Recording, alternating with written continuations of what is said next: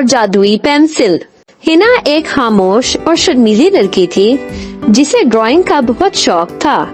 School میں اکثر ہنا اکیلی بیٹھی رہتی تھی جبکہ دوسرے طالب علم ہنستے کھیلتے تھے، لیکن ہر کوئی اچھا نہیں تھا۔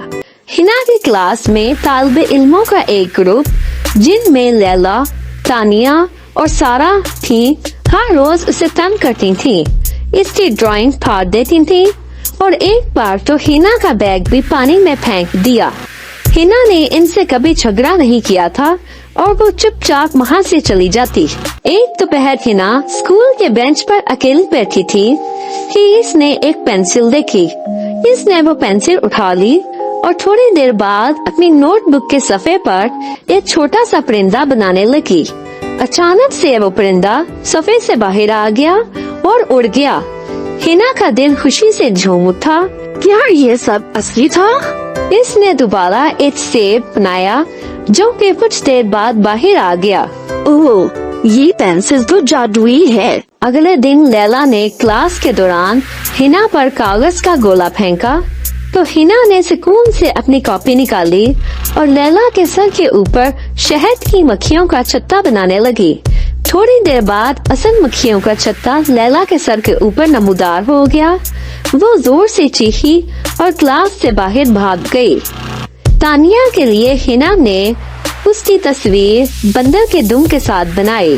تھوڑی دیر کے بعد تانیہ کی پیٹھ پر بندر کی دم نمودار ہو گئی جسے دیکھ کر پوری کلاس ہنسنے لگی۔ تانیہ بہت شرمندہ ہوئی اور وہاں سے بھاگ گئی اور پھر اس نے کبھی ہنا کو پریشان نہیں کیا۔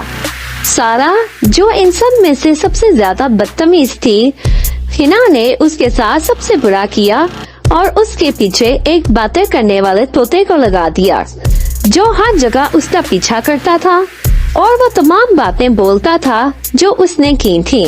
میں لنچ باکس چوری کرتی ہوں، میں دوسروں کو تنگ کرتی ہوں، میں دوسروں کے ہوم ورک کی نقل کرتی ہوں۔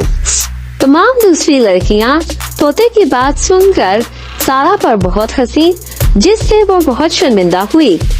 ہنا نے پھر اپنی تمام ڈرائنگز کو مٹاتے ہوئے کہا، اب مجھے دوبارہ کبھی پریشان مت کرنا ورنہ انجام اس سے بھی برا ہوگا۔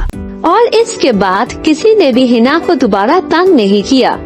ہنا نے اپنی جادوئی پینسل کو ایک جگہ چھپا کر رکھا۔ وہ اب بھی اس کا استعمال کرتی تھی لیکن کسی سے بدلہ لینے کے لیے نہیں، بلکہ وہ اسے خوبصورت پرندے اور پھول بناتی تھی۔ اس نے سیکھ لیا تھا کہ بہترین طاقت یہ ہے کہ آپ لوگوں کے ساتھ ہمیشہ اچھا سلوک کریں، چاہے وہ آپ کو تکلیف ہی کیوں نہ دیں۔ Hey everyone, did you enjoy the story? Don't forget to like, share and subscribe to our channel for more fun and exciting tales.